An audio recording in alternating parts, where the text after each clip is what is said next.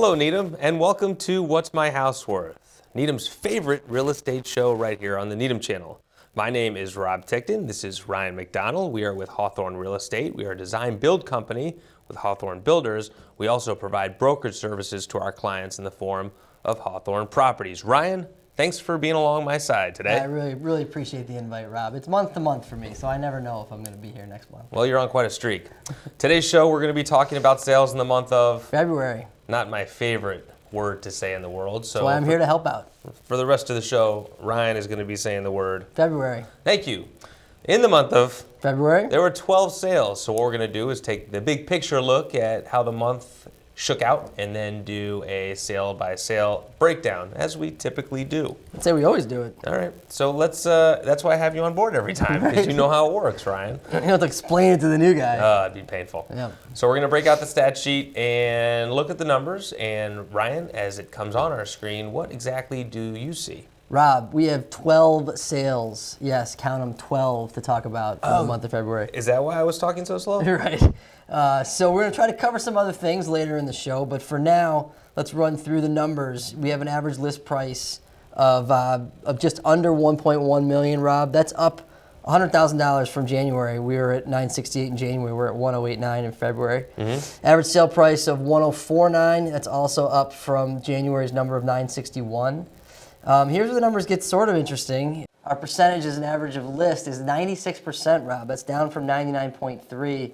And then there are the 90% of original list. Yeah, I don't remember ever flirting with the 80s. Yeah, I mean, clearly we have a smaller sample size and we have a big whopper at the back end that had a pretty significant spread between its average list and its original list and its sale price. But still, that's a low number and not one we're used to seeing or one we're real comfortable with. Or one that we think we'll be seeing going forward, right? Right. You know, as we mentioned, we're typically in the 97 and up as a percentage of lists, so that's where we'd like to be. Mm-hmm. Our average sale price per square foot of $332, that's also down considerably from last month's number of $373. So $332 is also a lower number, and again, pointing to the smaller mix and a big number at the back end, so that contributes. So average days on market of 87, that's up from 51, and I think we're going to take a deeper look into that also at the end of the show. Okay. But I think the takeaway of the February stat sheet, Rob, is a lot of outliers. Yeah, well, it's also a reflection of the holidays and homes that went under agreement and closed or sold, I should say, or went under agreement during the holidays. And so as a result, it's just not a lot of activity in late November, December. That's why the numbers are what they are. And as a result, it's hard to glean sometimes a lot of useful information out of the data.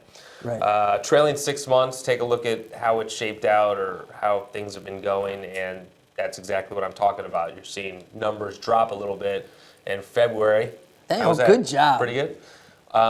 Typically is the lowest month, and I think we're going to see things really start to climb here in the month of March. Yep.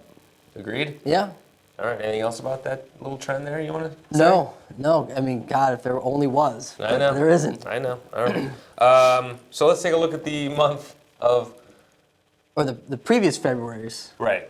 Let's see how this February stacked up to other Februarys. Thank you. I'm just piling on. I know. It's hard. Yeah. And a couple of leap years in there doesn't really mean much. No, it really has no historical meaning from a real estate perspective. How about 2012? What was going on? I don't know. I mean, actually, maybe that one is the one where the leap year paid off. Yeah, but yeah. So I guess looking at this year, the 12 sales is low when you look at the other months, but not when you're looking at the other Februarys. Okay, fair enough. February is just not. It's as you said. I mean, it's a product of the people out putting homes under agreement in November and December for the most part, and there just aren't that many relative to the rest of the year. So we end up having to fill a show with a lot of nonsense. Right, which we're very good at doing, by the way. Stay tuned. It's only going to get better. Sale by sale, 12 of them, so we're going to start on the low end and work our way up. And we're going to start on a street that's been in the news a little bit recently, Ryan. We're going to get to that in just a little while. Mm-hmm. The first sale is on the low end of where we usually are. It's at 40 Wachusett Road. This one goes on the market close to $500,000, Ryan. Closes at $405,000. A pretty big spread there for 14 days on market. Yep, and that also contributing to our low percentage of original list. So Wachusett Road, as you mentioned, Rob, even in this listing, it comes out and says, there's some abutters on the street that are either updating or doing new construction, and many of you might be aware of the home that was highlighted recently in the local media on Wachusett as an example of teardowns and what's being built in their place. And I think from my takeaway on that, Rob, is that is highlighting probably the most unique new construction situation that you could have in the town, just because of the topography of Wachusett. Yes, it's very sloped. Yeah, so really what's happening here is you got a house that's being built into the side of the hill. Wachusett, for those who don't know, is as you mentioned, very, very steep. And a house is being built on the side of the hill, so it essentially has 2 floors of basement almost that are what would typically be below grade, but as you're coming down this hill, you got the basement at grade and then another sub-basement, and then you have 2 living levels on top of that, and it's when you get to the top by Alpine Terrace and you're looking at it from that perspective, it's a totally different house. Looks like a ranch. Right, but when you're down on Wachusett, it's massive. So it's drawing the attention of those who aren't really in favor of new construction, especially houses that are that big. But I think it definitely is the exception as opposed to the rule, just because of the unique nature of that particular property. Fair enough. So that house is on one side of Wachusett. 40 Wachusett, the one we're talking about, is on the other side of right, Wachusett. so it's looking at it. Right, exactly. This is, of course, anybody who goes to Perry Park knows what we're talking about because you're looking up at it from there. Yeah. So an interesting street, and it just so happens that it's relevant to some of the news that's going around town. Right, and it's also a house that a lot of people like to talk to as an example of something, but it's not necessarily the case. It's very unique. It's a unique property is basically what you're trying to say. Not the norm. Not the norm. The exception, not the rule. Right.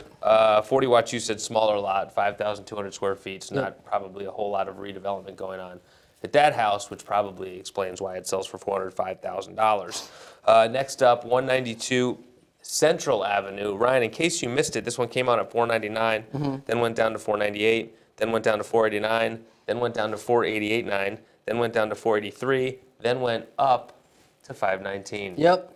And it's sold. And that's just for that listing. It was also part of 2 other listings, Rob. This is a bank-owned property, so the bank was including it in a packaged portfolio where you could buy this house plus one in Weston, plus one in Concord, if I'm not mistaken. Mm-hmm. And you could buy all 3 of those for 1.6. Right. Or you could buy just this one in the Weston house for just over $1 million for 103.8. Turns out this one sold on its own, so it was basically taken out of that portfolio. But so unique situation. It was a cash-only deal. This is a property that had gone to foreclosure. It was owned by the bank, and they were trying to be creative on how they were packaging these properties to potential investors, as this is a house that needs some love and attention. Right, and this house on Central, not too far from Noanette. Right. On the 128 side. Yep.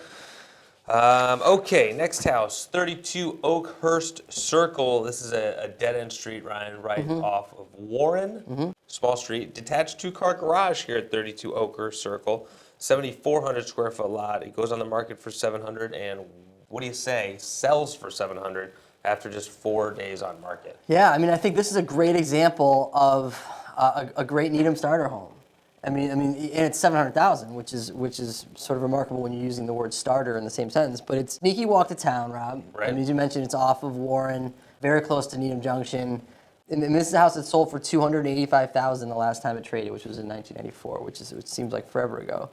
But it's 3 bedrooms. It's a little dated, but certainly move-in condition, in a nice, quiet little spot. This is a great way to get into Needham.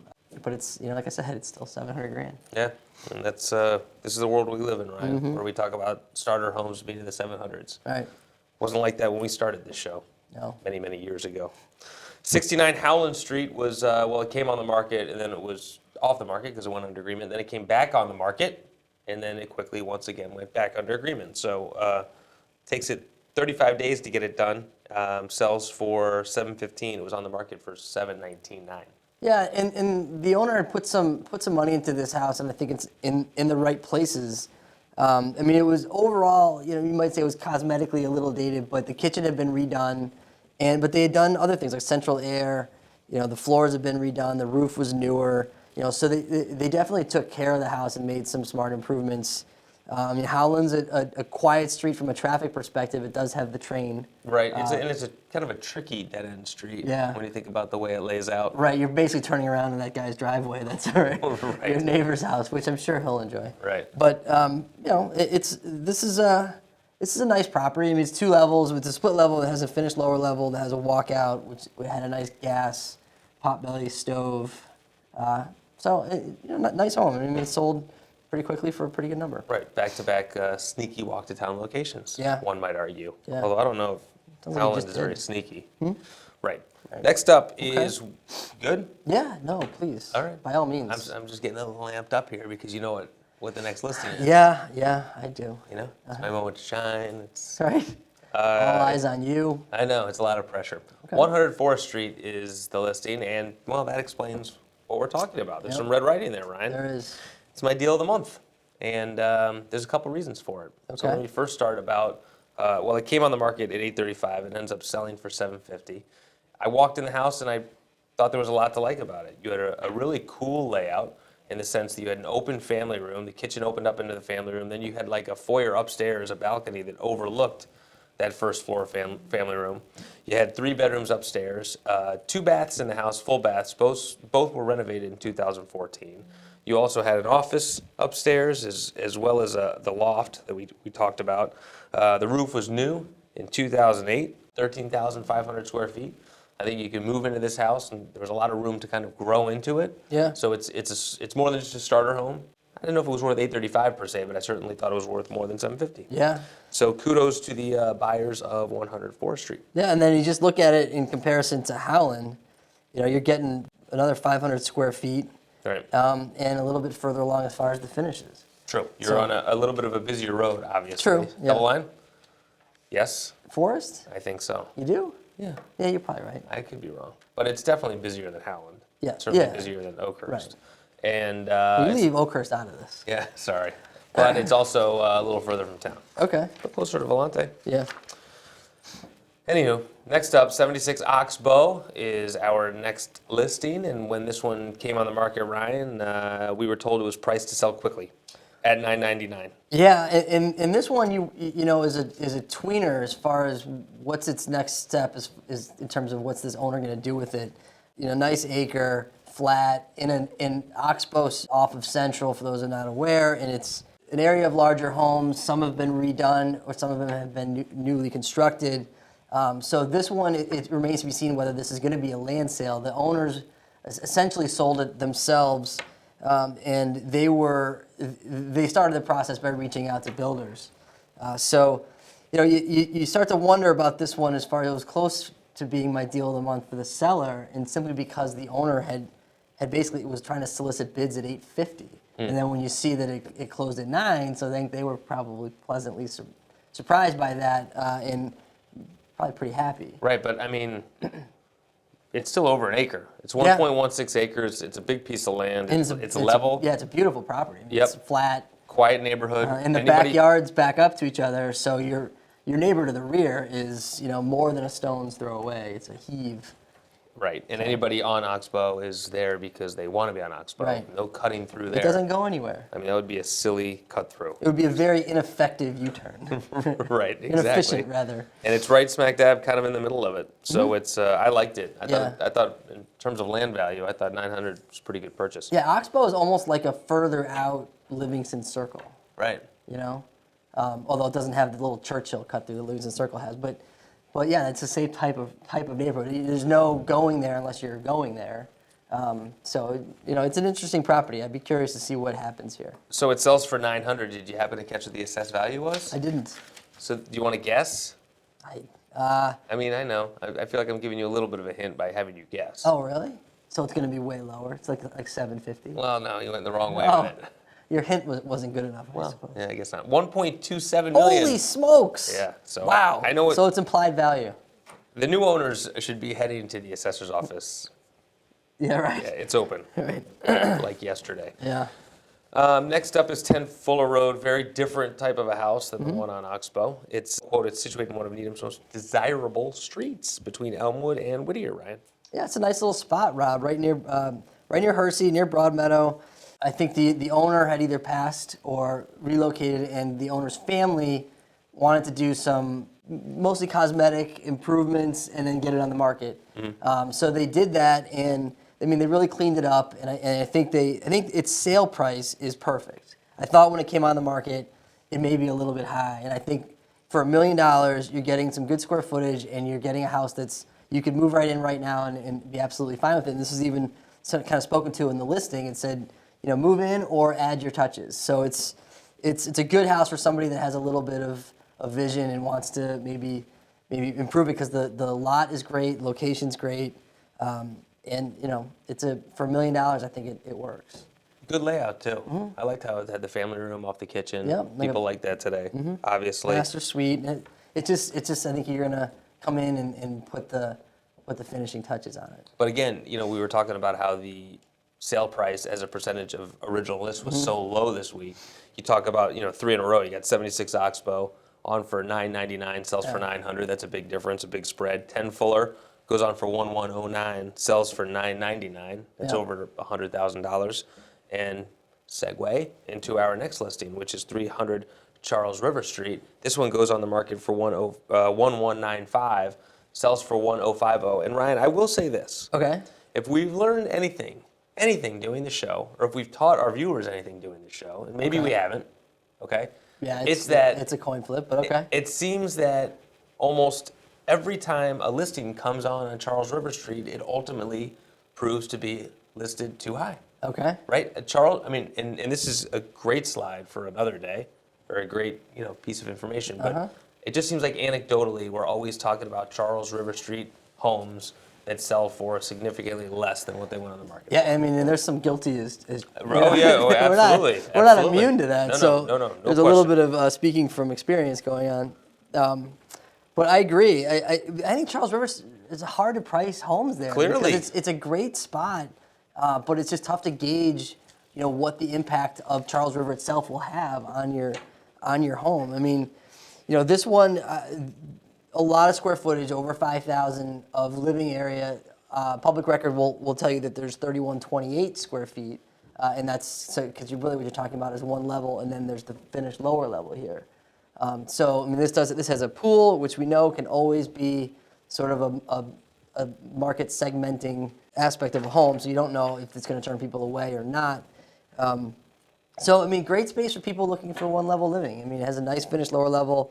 I think that the tag that's on the listing of if you're looking for something beyond the cookie cutter McMansions, I don't know if the buyer who's in the new construction market is ultimately the buyer for this house, but yeah, it is an alternative as far as the space is concerned to a new construction or a new home, and I think ultimately for 1050, it's a pretty good value for the buyer. How many homes do you think there are on Charles River Street? You want to guess? Total houses on Charles River? Total houses, yes, according to public record. Oh, it's longer than you think.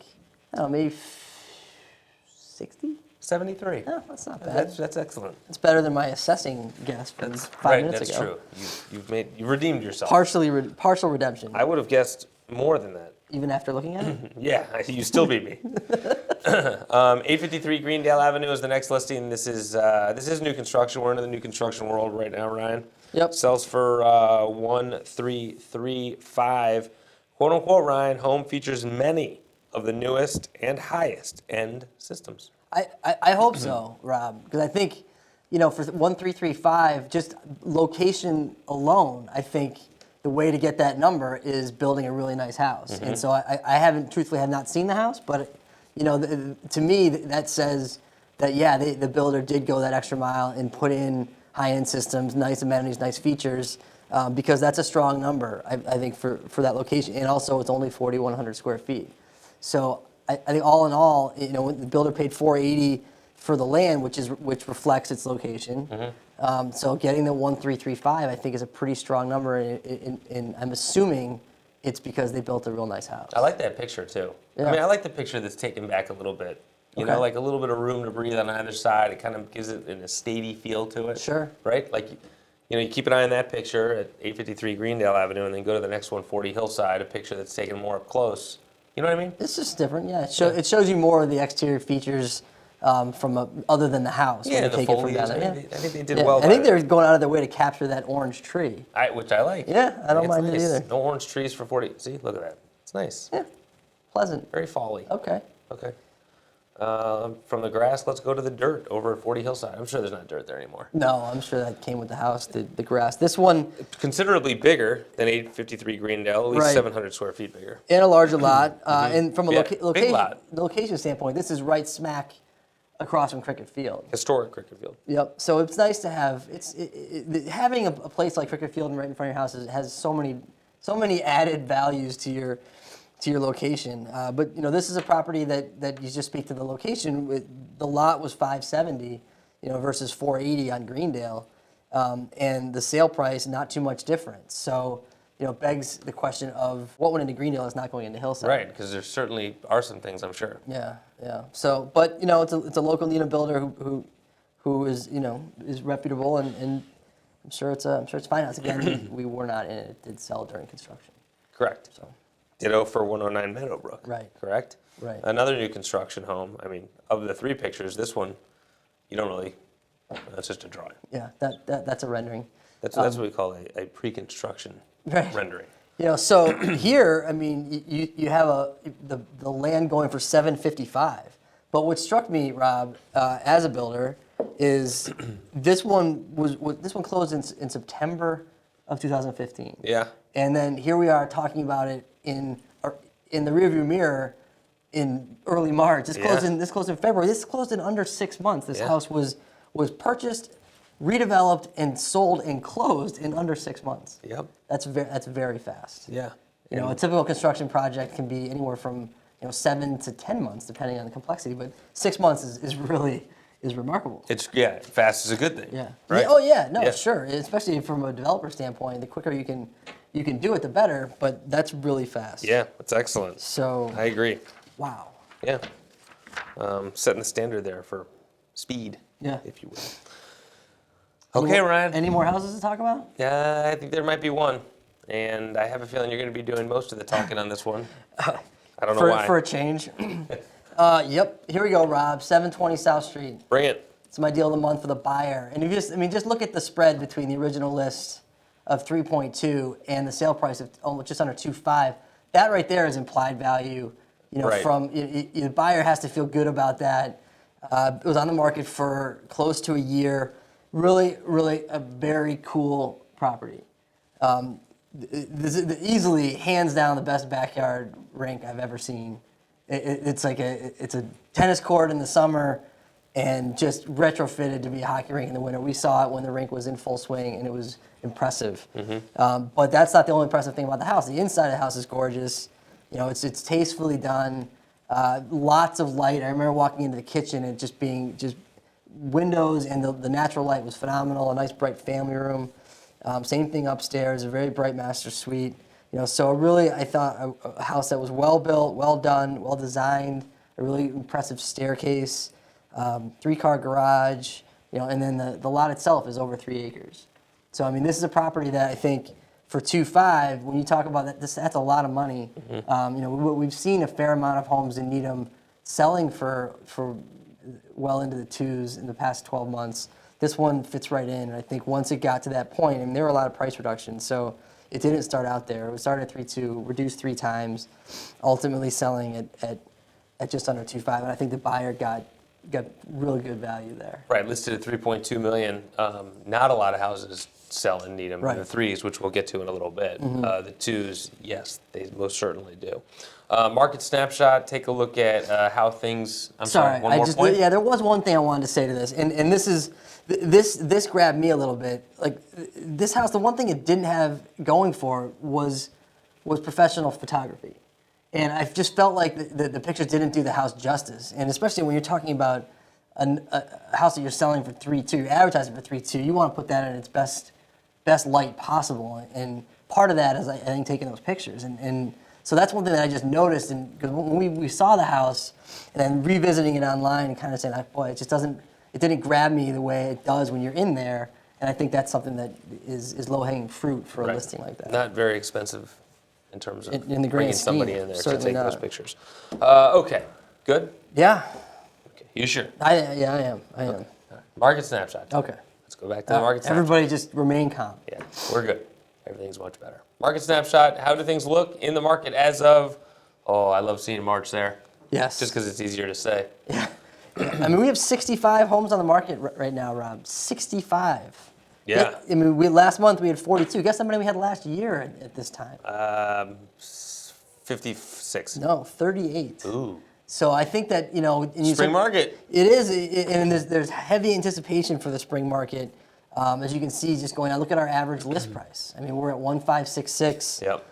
That's high. That's real high. Extraordinarily high. A month ago we were still over 1.5. A year ago we were at 1.4. I think as we start to get into the next slide, Rob. Yeah. Well, and as we do that, that the next slide was what kind of gave us the idea to do that slide was this high listing price this month of 1,566. Right. And we hadn't seen that number before, so we put our crew right into some fact-finding mission, and this is these two. This is what they came up with. Those are your last 6 months. Your average listing price taken generally the first day of each of those months. Yeah. So the one. Or excuse me, last day of the month. Right. So starting from September and heading up through February, and it's climbing, to levels that we haven't seen. So 1,566 as an average listing price, and then when you break that down, you're thinking, oh wait, do we have a lot of really high listings versus that are being offset by listings that are in the 5s and 6s, and the answer really is no. And when you go to the next slide, you can see that the most of the listings are between 1.2 and 1.5. Right. So and then the next highest group is 1.5 to 2. So you're looking at the average listing price, but it's being driven by volume as well. I mean, really, there's only 13 houses right now on the market for under $1 million. 3 of those are in the 9s. 2 of them are at $995. So they're, for all intents and purposes, $1 million homes. Right. And then there's nothing between 1.1 and 1.2. There's just 4. Which has always been the case. It's crazy. There's never we anything always in talk that. about that. Right. I know. And then look, there's 11 houses over $2 million, and one of them over 3, or one of those 11 being over 3, and it's just it's definitely painting Needham in a different light, and it's not just new construction or teardowns or whatever. It's still the property values are going up, and for we mentioned the $700,000 starter home on Oakcrest. That's the environment that we're in. It's just it's that kind of town. People are taking better care of their homes, and they're getting more for them when they put them on the market, and deserving to get more for them. And I think that's a good thing. All right. Well said. So one other thing I would say, as we're getting to the end of our allotted time here. Yeah. So one thing to take quickly. away, when you're we've had 2 great years, 2 great springs, real strong real estate markets. I think that's going to keep going. But if people start to get super over the top aggressive with their pricing, we may see that the days on market numbers churn a little bit. We may also see that spread between original list and actual sale price widen. So just keep that in mind, that it's we're still in we still need to be conservative with our pricing. Pigs get fat, hogs we'll get see. slaughtered. That's what you're trying to say. That's what I'm trying to say. Listing picture of the month. This is brought to you by last winter. Feels good, right? It's probably, I don't know what the weather is as you're watching this show, what the temperature is, I should say. But this is a picture of a house from last year, not too far off of this time, Ryan. No, and boy, it just we just buying into the ice dams. Yeah. Rob. I don't know. Maybe And I'll also- clear that off before snapping that pic. We've said it once, said it a million times. If you're going to list your house in the late winter, early spring, take your picture in the fall. Ryan, somebody wants to get a hold of us. How would they do that? Call us if you like, 781-707-6564. Keep going. You can also email us at rob.ryan@hawthornre.com. Or- And you can follow us on Twitter. Rob, we're at Hawthorne_WMHW. Short for What's My House Worth. Ryan, thank you very much. You're welcome. Needham, thanks for joining us. We'll see you again real soon.